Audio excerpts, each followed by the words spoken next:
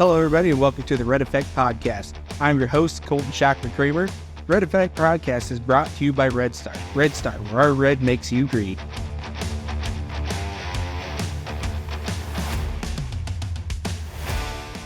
So today, I have two new guests to the podcast. I have Grant and Pete. Can you guys give a quick introduction of what you guys have done in the past and what your roles are at Red Star? Grant Settje. Started actually here with Red Star just a few months ago, so kind of new to the group. My past experience has been in the seed industry for the past 11 and a half years. 7 of them with Bayer in the DeKalb as a seed agronomist in eastern Nebraska. Most recently was with Corteva in Brevant on the seed side as well as a retail business manager, managing the business for Brevant with retailers in eastern Nebraska. With Red Star, I will be teaming up with Pete here as a part of the seed lead team here and dealer development as well. So, awesome. Pete? I'm Pete. I'm also new to the team. I started here full-time in July of 2024. Prior to Red Star, I was at a big cooperative right out of college for 3 years, and then the last 8 years, I earned the opportunity of being a vice president of agronomy for a small co-op. Awesome. Well, we're glad to have you guys on the team. So at Red Star, it seems we have a lot of different options for seed for our customers. Can you guys cover some of those options for the corn seed that we allow our customers to purchase? So we have basically 3 brands of corn that we sell here at Red Star. One of them being DeKalb. That's probably our lead brand as of right now from a volume standpoint, and that's from Bayer. We have Corteva brand of Brevant seed, corn seed, and we also have Golden Harvest. Those are the 3 brands that we cover from a corn side of things. So we got most of the majors involved with Bayer, Corteva, and Syngenta. We have the 3 lead brands, I would say, in the United States for sure. Awesome. So when you guys looked at the list, you just hit the select all button? Well, that would be the easy thing, wouldn't it? Who knows? We probably ain't far away from plugging a bunch of stuff in a computer and spitting out a hybrid that a computer may recommend on just characteristics, right? But I think at the end of the day, even if we ever got to that point, I think there's still, the human element involved that we need to be there to select the product because we know soil types. We've been on the field. We know weather patterns, right? We just know the ins and outs of these products from, Bayer, from Corteva to make the right seed decision. So it's never just hit a button and select it, right? It's really analyzing what we have from a holistic approach. Absolutely. Yes. So I'm going to start you guys off with a question that it's a topic of hot debate. Rounds or flats? What's your preference? Well, I prefer flats. That's just because the newer style planters, they seem to plant flats a little bit better. You get into some of the older planters like the Kinseys, figure pickups like that, they prefer some larger rounds. Okay. From a seed industry, I don't have much of a preference, to be honest with you. Just my past experience, everybody when they order seed orders flats. F1s, then F2s, then they go to the round. So I think from an industry standpoint, I think flats are probably the most popular for sure. That's why it's hard to get some of those seed sizes just perfect. So I think seed ordering early to make sure the grower gets what they want is very important. Yeah, definitely. Can't get it if we don't have it. That's right. Yeah. So speaking of what the industry is doing, in the past year or so, the 2 majors that we sell being Bayer and Corteva, they've come out with what I would call our quad stack for rootworm pressure. Can you guys go into a little bit about how that's going to influence our seed decisions coming up? Yeah, so the quad stack, I would assume you're referring to like Smart Stacks Pro and like the new VT4 that Bayer's coming out with. Okay. So Smart Stacks Pro, I would assume everybody's familiar with Smart Stacks. What's added with the Smart Stacks Pro is that RNAi technology. It's just another thing for rootworms to combat. And then VT4, basically it's VT2 plus RNAi. Okay. There is no HERC1 in VT4. Okay. So it's a great option for first year corn. Awesome. It just, like I said, it reduces your need for insecticides in furrow, etc., and it should improve your yield. Good deal. So recently, Corteva has released their VOR seed. So, Grant, can you explain a little bit to our listeners what the VOR seed is, and one, the agronomic options, but two, the extra chemical options that you get by planting that? Yep. Yeah. So VOR seed is from Corteva, and we have it with Brevant. So basically, Pete talked about SmartStax Pro. VOR seed is from a above ground, below ground standpoint, it's very similar to SmartStax Pro. It has the 3 modes below ground with the RNAi rootworm technology for good, control. The big difference from VOR seed to a SmartStax Pro would be your herbicide flexibility.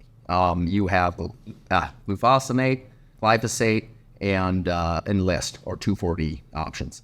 What that Enlist option gives you is a FOB herbicide tolerance, which gives you the ability to kill volunteer corn in your corn-on-corn situations. That's the big difference between those SmartStax Pro and a VOR seed. Both technologies work really good from a rootworm protection side of it. It's just the VOR seed gives you a little bit more flexibility on the herbicide side of it. Yeah, and definitely that could definitely come in handy when you're in a corn-on-corn rotation and you're trying to get rid of that volunteer corn. Yes, absolutely. The other thing I guess I look at too is, we look at these new technologies from SmartStax Pro and VOR seed. Both very good, but we've got to be very careful on, everybody wants the new stuff, right? Mm-hmm. Is it the best stuff? Well, in certain cases, yes. But there's a lot of options from a Chrome and a SmartStax standpoint that we still got to consider, because the disadvantages of your SmartStax Pro and your VOR seed is your cost per acre, right? If you don't need the control from the weeds, if you don't need as much control from a rootworm, we've got to recommend our SmartStax and Chromes just to save $10, $12 an acre, especially in the economy we're in. Yeah, definitely. So it's all about product selection for the right acre, and that's what we're here to do. And speaking on the cord rootworm and the pressure of that, through Red Star with the soil sampling we're offering through Pattern Ag, we can actually go out there and test and figure out what is our cord rootworm pressure. Do we need to spend that extra $20, $30 an acre for that protection, or can we get by with, I wouldn't say older because it's still fairly new technology, Yep. but whether it be the Chrome or the VT? Yeah, for sure. I mean, we've got a lot of technology in place here at Red Star to be able to determine our growers' acres and figure out what is best for those acres. Definitely. So when it comes to corn seeding rates are a huge debate in the farming world.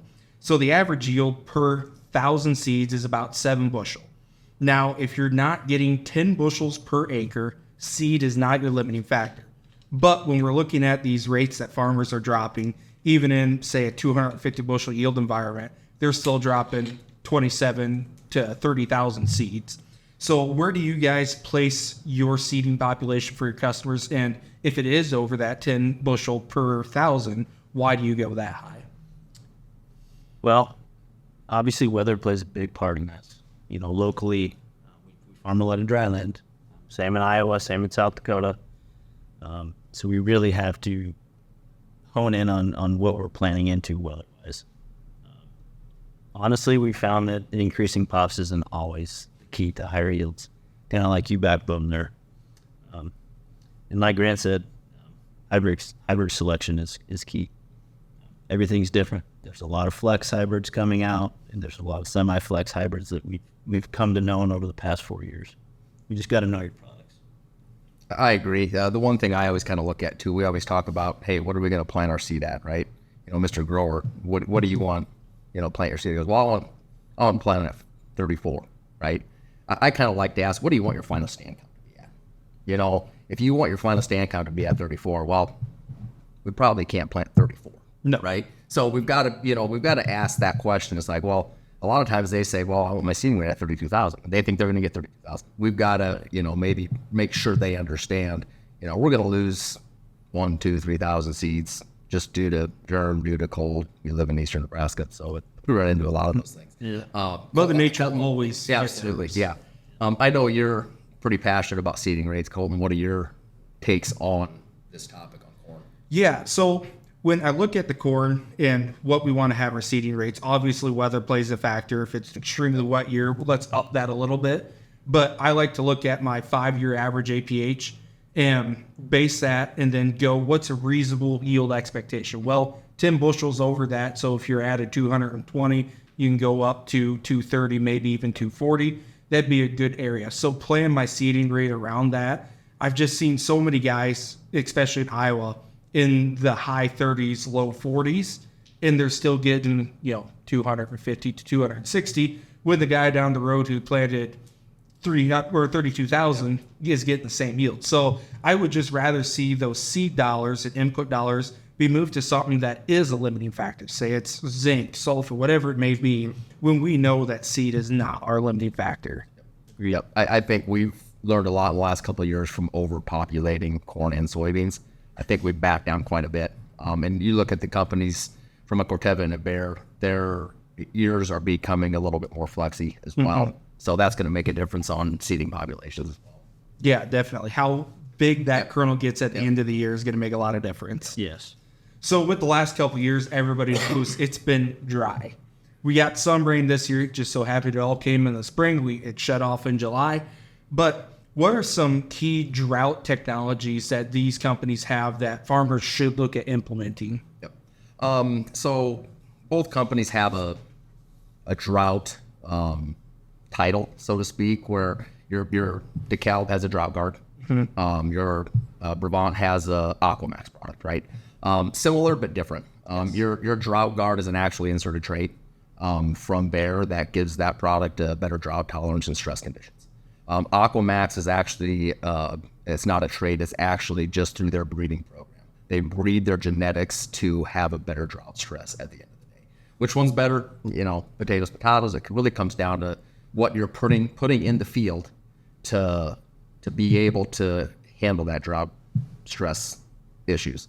What I've seen in Iowa, Nebraska, we can get dry, we can get stress conditions, but it's not like we're in Kansas. Yes. We're generally able to maybe not have that drought guard product and have a product that maybe is a 7, not an 8 drought, mm-hmm. right? And it can actually produce 240 and still be able to go to that low end of the 130, 140 range. So it's really about finding the products that can go a little bit higher, but still be able to maintain that low. Okay. Yep. Dryland acres do not always require a dryland or an Aquamax product. Mm-hmm. For sure. Yeah, like you said, we're not in Kansas, so we can get a fair amount of rain. Generally, right? Generally. Yep.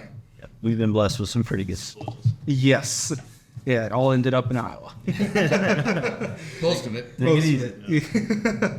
So when we look at these two major players for us with Bayer and Corteva, it seems their approaches to how that hybrid uses nitrogen are very different. And what I've seen, Bayer genetic, it likes it a little bit more front-loaded than a Corteva genetic. And I always go back to, you want to raise good corn, well, do what they do in the trial plots and copy what they do, and you'll raise good corn for that company. So have you guys seen, take a Brevant, it responds better to, say, a Y drop or a late season fertigation than not all, but some DeKalb hybrids? Yeah. Historically, I would agree with you. Yes.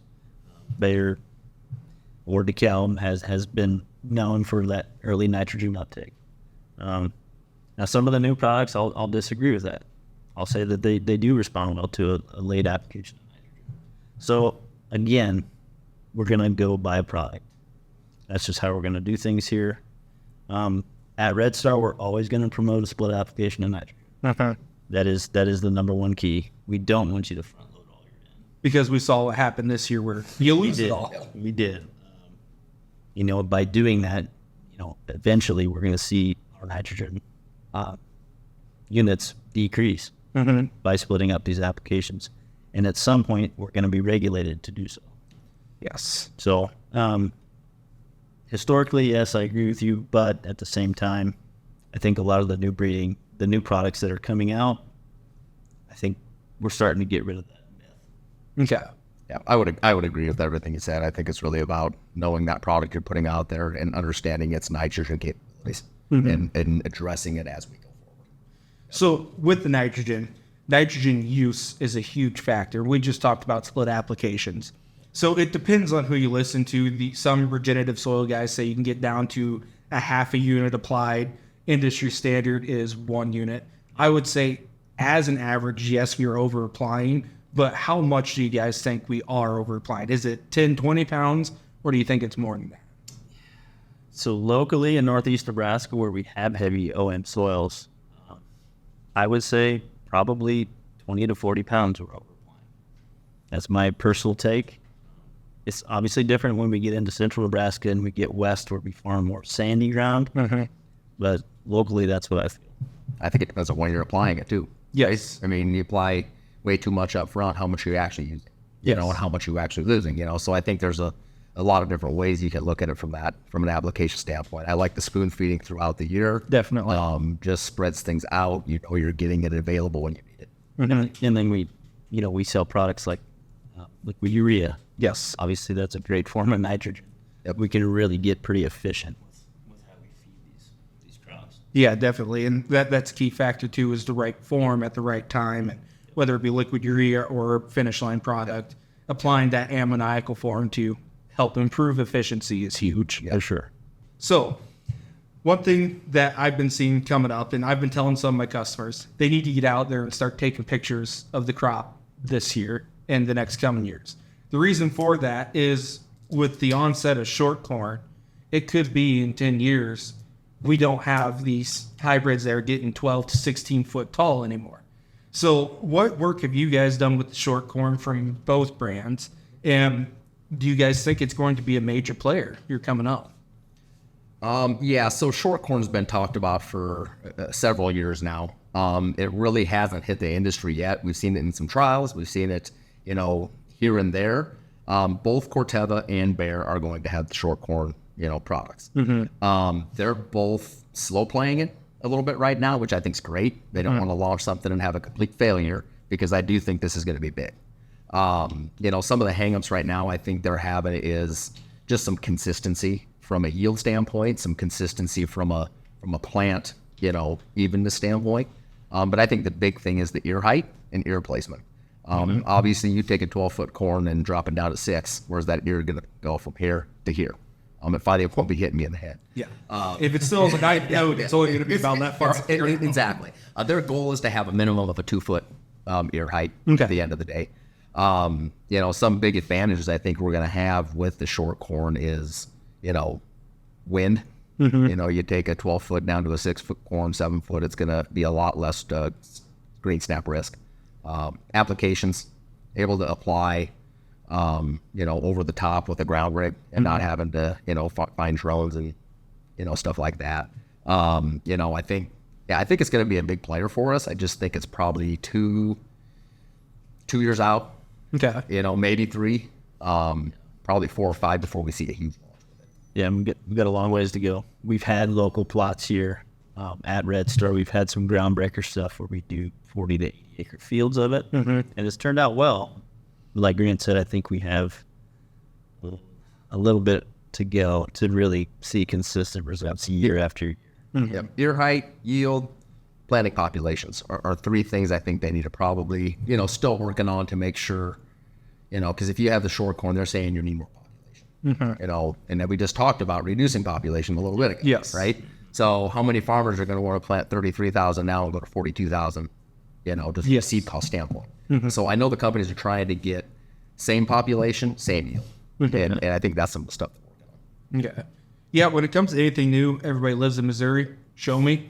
Yep. And I do believe with what we're doing here at Red Star, it's going to be great for our local people to see we've done it. This is our results. Yep. And just be better set to help them in the future. And with hybrid selections, I think it's always important to talk about the racehorse versus workhorse. And I feel as if that gap has kind of closed from when I was even in college not that long ago, where your workhorse and racehorses had a huge gap. I feel as if that's kind of closed. So what's your guys' thoughts on that? Yeah, I'll hit on some racehorse bullet points quick. I agree with you. And we're closing that gap. You know, obviously with your racehorse hybrids, you want to be very selective. You need to put that on probably a high management acre. Somewhere where fertility is not an issue for you. You have well-watered soils. Obviously, you're gonna spend a lot more per acre on these hybrids because they're more risky. There's certain things you're gonna have to do throughout the season to manage But like you said, it's closing fast, and I don't think we need to look at the racehorse hybrids like we used to. I like workhorse products way more than racehorse because you can find that moderately low, bottom yield, but these products can still do 250, 260, 270, right? With a lot less risk, just a lot more consistency. Now, obviously, you're going to have the yield chaser guys that want to go for the 300, and that's where you're going to need to spoon feed it nitrogen, double fungicide applications, late season nitrogen, everything. Workhorse hybrids, I think you can get away with a little bit less cost by just picking the right product and managing that acre correctly. Yeah. So not a situation you guys do a lot with in Nebraska, but in Iowa, our problem is not we don't have enough water, it's we consistently have too much. So pattern tile is a huge deal. But if you do have some of these wet spots out in your field, are you suggesting guys just go with some with some workhorses out there in order to kind of work through that added pressure? Typically, I mean, so Bayer and Corteva do a good job of rating their products. We like to call it wet feed. Okay. Really, I look hard at that rating. I think they both do a great job of rating those products. Yeah, I mean, you got to look at, the wet feed rating, your root development in those situations as well. And it's, if you know that acre, you just got to really hone in on the products that you put on that acre and make sure you got the right fit. Perfect. So is there anything else on corn seed that you think we missed? The only thing that we really didn't talk about is third-party cold germ testing that we do at Red Star. Obviously everything from the big companies that we buy from come with a cold germ test score, but we like to send off every lot number that we receive that goes out our door to a third party, just to make sure that our customers get what they bought. It's if you get a poor cold germ test, it doesn't mean that seed is bad. All it's saying is you might not want to go out April 10th to plant it, right? So if we know that going into this, we can prevent a disaster from an emergent standpoint. We can either push that to a later planting date, find a new hybrid to go there, replace it altogether if that's what the farmer wants. But we can just do what's right by the farmer and make sure, if we can eliminate those phone calls, before they happen, it just saves everybody a lot of time and headache. Yeah. And that also brings up a good point too, where if you know what that cold sat is, that kind of stops you from just filling the planter, going out and finding a field that's ready. Instead, go find the field that's ready, then fill the planter, then let's go. Yeah. Yes. Yep. It's kind of goes back to the first question we had. Can you just click the button and pick the right hybrid? Well, we do a lot of extensive testing in a lot of different ways to make sure we got the right product. And as you know, in Nebraska and Iowa, it might be 82 in April on the 15th of April, but then 10 days later we're looking at freezing temps. Yeah, freezing temps and waterlogged soils. Yeah, it definitely changes quick. Yep. Alrighty. Well, I think that pretty much covers corn. So let's switch to soybeans. So much like corn, we have a lot of different offerings for soybeans. So can you guys go over the main brands that we have for soybeans?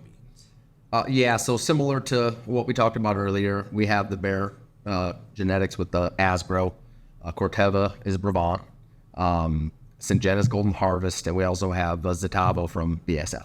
So those are the four main brands that we sell from the soybean side of things. There's a couple of them are E3, a couple of them are Extend Flex, and I think we'll probably get into that here, further down the conversation. But it's a good offering. Once again, we've got the 3 to 4 main brands that are sold within the United States from a different genetic pool. So we've got every option for anybody.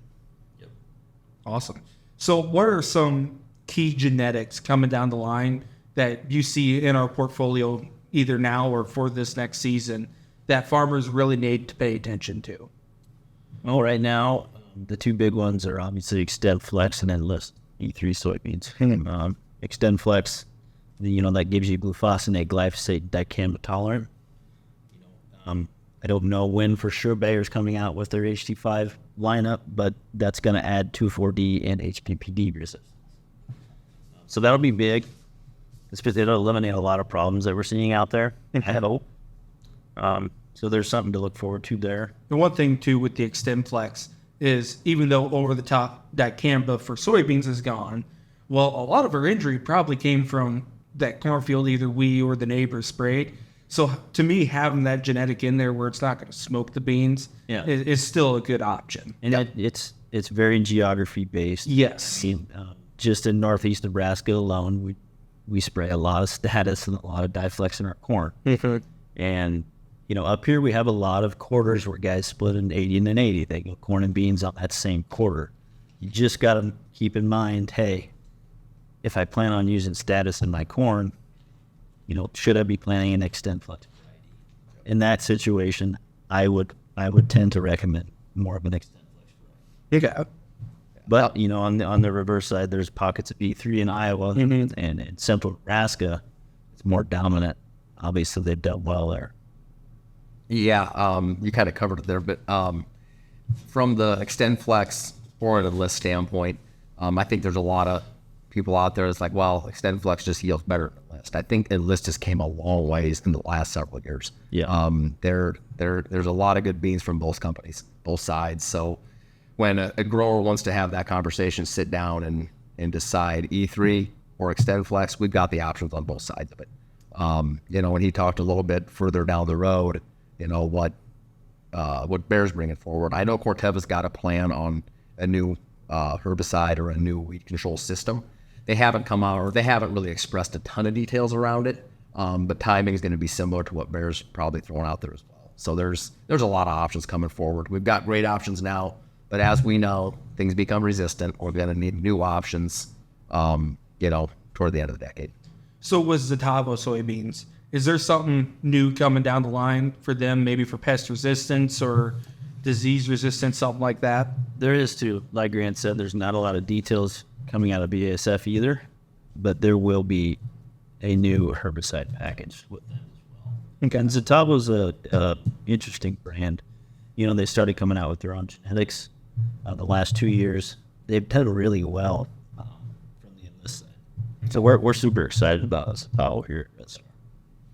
Awesome.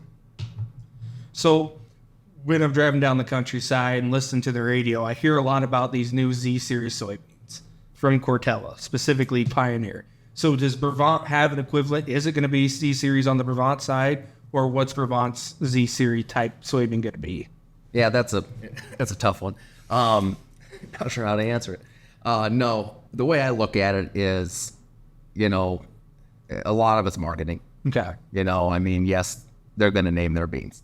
We're going to name our beans. Every company's going to name their bean. Pioneer chose Z series. Brevant's called the next gen soybeans. Okay. There's, just the way I look at it, I can't imagine Corteva's going to go out there and distribute their soybeans to Pioneer, Brevant, and be like, we're just going to make sure these are terrible, these are great. Type of situation. They're going to provide the best beans for the brands that are out there in the countryside. Pioneer's got great beans. Brevant's got great beans. They're different, but they're all pulling from the same genetic pool. Yep. So that's about the best I can kind of, put it into terms. If that makes sense. Okay. So we already talked about dicamba a little bit, but with that ruling that there is no more over-the-top dicamba, do you think these Extend Flex genes stick around, or do you think they start to go to the wayside and we find another package? A little of both.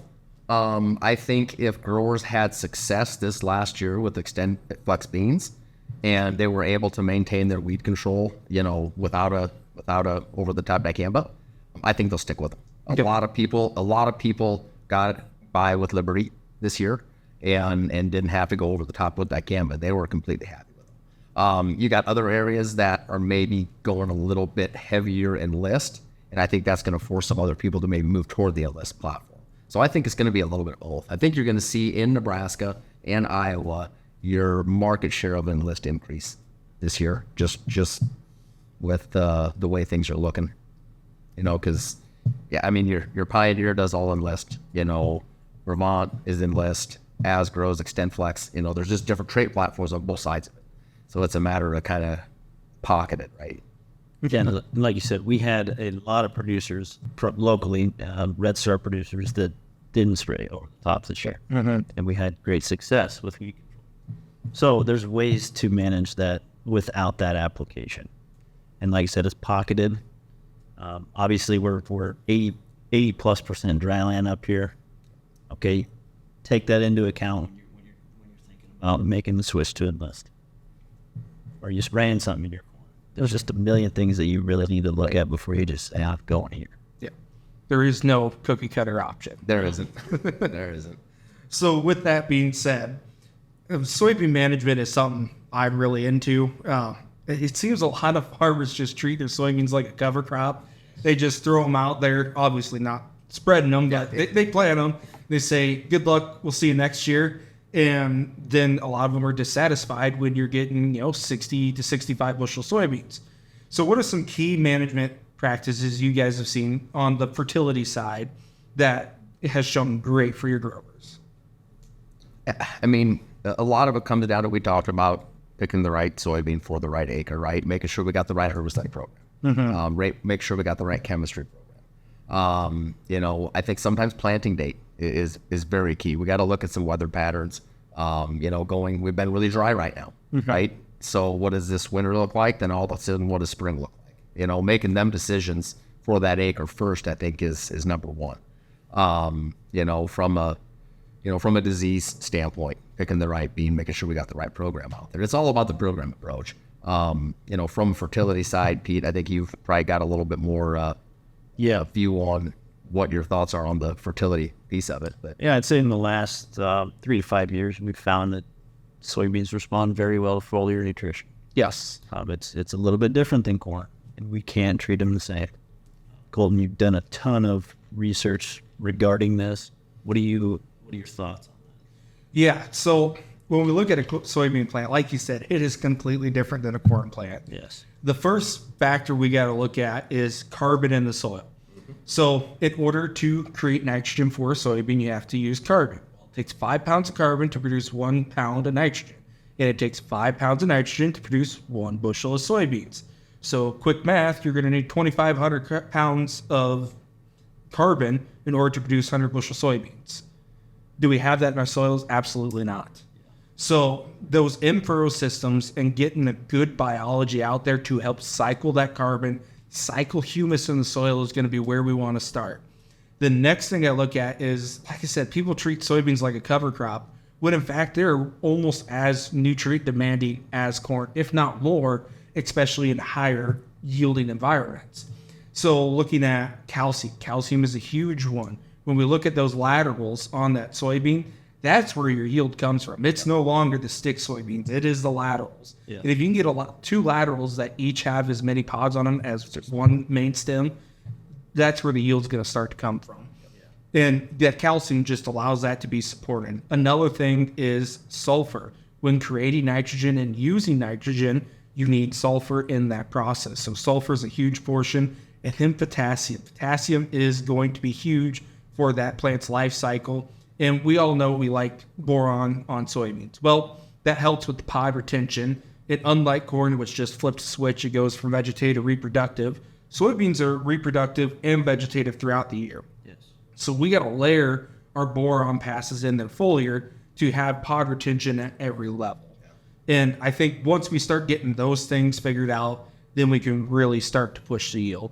And I do think we're a lot closer to high-yielding soybeans than we think we are. Yeah, I would agree with that. And when it comes to soybeans, especially in high population, again, we like to push the pops on soybeans. Now, I will say as an industry trend, as opposed to corn where it's going up, soybeans have started to back down. Now, Michigan State University, I don't remember the year the study was conducted, but they showed there's no economic advantage to planting over 90,000 population. And Michigan is a lot cooler and wetter than we are here in Nebraska. And yet we still see guys 130 to 140, maybe even 160 is not uncommon. So how do you guys navigate that seed talk with your customers, and where do you think we can be for population? So I struggle to think 90,000 is enough beans out there to produce the maximum yield. Just in eastern Nebraska, western Iowa, obviously if we're going to plant 90,000 April 15th and expect to get 75,000 of them to come up, I'd be pretty shocked. I've always kind of went to the approach of I still like the 130 to 140,000 in eastern Nebraska, western Iowa, until I can get really good proven information that we can plant them at 100,000. Still maximize our yield.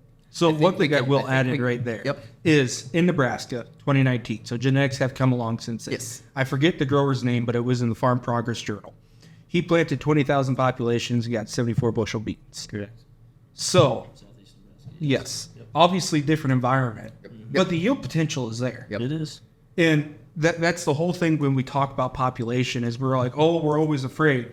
Yeah. If you plant a soybean in your yard, it's a bush. Yeah. Soybeans need space. Yep. So that's my one counter argument. No, to I that don't. is, I don't disagree with where you're going. I just think I'd like to have more trials and test data at populations in 60, 70,000 that we do currently today. The one trial in southeast Nebraska, it's one trial. I like to have proven data before I am going to recommend going under 100,000 from a population standpoint. Now, we were planting 170, 180 a couple years ago, ridiculous. And knowing what we know now. So I think, now that we're down to that 130, 140, I feel pretty good about that. I am not opposed to looking at more information on less population, but we just have not seen, we've got a few spots here or there that we do it, but just not consistently enough in the industry for me to be able to feel good about recommending it, I guess. And 4 to 5 years ago, that wasn't uncommon to see 160, 200K. And Yes. it really wasn't. Like he said, we've done a good job of getting to that bag per acre, that 140K pop. It's pretty standard. We're doing a lot more soybean scripts, planting scripts. That's helped a ton, especially when we look at like white mold. We farm in the hills. There's certain pockets where we do drop that down to 70K, and that's helped a ton. That's it. There's a lot of stuff. It's one of those things that we're probably not going to agree on it because I know you like the lower populations. And I understand that. It's just and that's the industry right now. There's people that are thinking 120 is good. There's still people doing 160. Yes. There's people doing 80. That is, we got to figure out, honestly, as a group here, figure out how can we figure out what the right number is. And I think we're doing a lot of that in some of our test trials and some of the stuff we're currently doing. It's just, let's be honest, just the last couple of years has really opened eyes on soybean population. Big time. I think that's what we need to strive to get to figure out what that is. Definitely. Yep. And so with your scripts, so I'm good test your knowledge. In good ground, do you raise the population or lower the population of soybeans? What's your historical handle pattern? Doesn't matter. It doesn't matter. All right. I'm going to agree with you on lower pops. The lower, the better. Now, going down to 90, I can see it, and I don't disagree with it. I've got people planting 100K, and that's not uncommon. And like he said, past 2 years, that huge with soybean population. Not to mention the seed savings. Yes. It's big. Yep. Yeah. And if you do more with a seed treatment, you can plant less. Yes. Well, and we're already paying for the technology on a lot of these new planters. Yes. So let's utilize them. Yep. Correct. And in my opinion, on some of the research I've done on variable rate, to me on soybeans, you got to have a 30,000 difference from the bottom to the top. Otherwise, it was pretty close to a straight rate. Yep. So let's use this technology. I don't know what the percentage of farmers who actually do a true VRT script is. Yeah. But I imagine it's pretty low. And like you said, there's a lot of room for savings in there. It is. We've got to quit treating them like cover crop. Yeah, we got to quit treating them like cover crop. So when it comes to soybeans, you already mentioned seed treatment. We have a lot more freedom to put what we want on them as opposed to corn. Obviously, you can overtreat corn. That gets hairy once in a while. Yeah. But so what are some of the key seed treatments that we have for soybeans that you think growers should start using? So we at Red Star blend our own seed treatments. Ultimately, we want to give the grower the option that fits them the best. So we have different tiered pricing options. We can make custom blends for growers pretty easily. But the backbone of our seed treatment at Red Star is a product called Propel. Okay. Now Propel is a mix of biologicals, amino acid peptides, zinc, calcium, and manganese. And those are the key points there. I know you've done a ton of work with this product. Explain to the listeners kind of what we've seen. Yeah, so with that Propel ST, here in one of our trial plots with the cold germ test, we took our worst cold sap, planted that on the same day with our best cold sap, and then we had several different treatments in there, and I don't remember all of them, but one of them was Propel. Yeah. So when we looked at it, that Propel, it was put on the worst cold sap. Yeah. Compared to that same seed without the treatment, planted the same day, it was 10,000 plants per acre better. And in fact, it out-yielded the best not out-yielded. There was more stand than our best cold sap. Yeah. Planted on the same day. So it just goes to show the power of that biology on the seed and all the other goodies in there, what they're doing to get that plant out of the ground. Because as we all know, as soon as we open up the bag, we're losing yield. And if we never get it out of the ground, well, we've lost the yield completely of that seed. So the more we can get out of the ground, the more potential we have. Sure. No, I agree. We just got to really urge our customers and talk to our customers about the value of the seed treatment. In tougher economic times, people are going to look to cut costs, and this is one of the spots you don't want to be cutting out. Yeah. Soybean. And I don't know if I mentioned or not, that was a corn plot, not a soybean plot. Yep. And so 10,000 pop on corn is It's big. yes. That is sick. Yep. But we've seen that same thing with soybeans too. And I would challenge growers that listen to those. You know, a lot of your seed dealers just say, here's your seed treatment. Do you want it or not? And it's a yes, no, check the box kind of application. Really find out what's in those. Ask the questions. Because there's a big difference. There's a lot of things you can do with the seed treatment today. Even for 3 years ago, we're light years ahead. Perfect. So if you're a grower, listen to this, and you don't currently buy seed from Red Star, what are some reasons you should buy your seed from Red Star this year? I'll go first there. So we at Red Star, we believe that understanding your soil health is the key. That's the first key, and that's what we're gonna base a lot of our recommendations off of.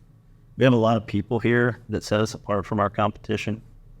We're a smaller company, and we focus on personalized service. I look at it too as, we have an expert. Shouldn't say an expert. We've got experts in every category, right? We've got seed experts, we've got fertility experts, we've got chemistry experts, we've got agronomists. We've got an amazing team where if we have a salesman out working with a grower, he's going to know 90% of the stuff anyway. But when he comes back, we can sit down as a team and work as a team approach and make sure everything fits that grower perfectly. I just think, what we have here from a team approach is really what sets us apart from everybody else. For sure. Definitely. Yeah, it's very unique, that team approach. Yep. And Colton, like, you're not huge with seed, but what are your thoughts on how we differ from even dealers that you work with? Yeah, so we differ in the fact that we offer so many different brands. Yeah. A lot of them, you get one or maybe even two, like Wiffles in Iowa, a lot of them pick up Stein beans. Okay. Yep. So just because Wiffles doesn't have a soybean genetic. Yep. Other than that, you very rarely see companies not only offering more than one brand, but actually have knowledge in more than one. You might have knowledge in one, it's like, oh, we have this one for a few key hybrids, but we know the portfolios for all these very well. And I'm not the one to ask about it, but we got people here who are. Yeah. And I believe that's going to help set us apart and really get what's best for the grower. Yeah, for sure. Perfect. Well, did we miss anything, gentlemen? Well, I think we covered a good portion of stuff in the last half hour, 40 minutes. Yeah, for sure. That was a good conversation. Sounds good. And if you have any questions at home, you can go to redstarne.com, look up these guys, get in contact with them, and learn a little bit more. Thanks for listening.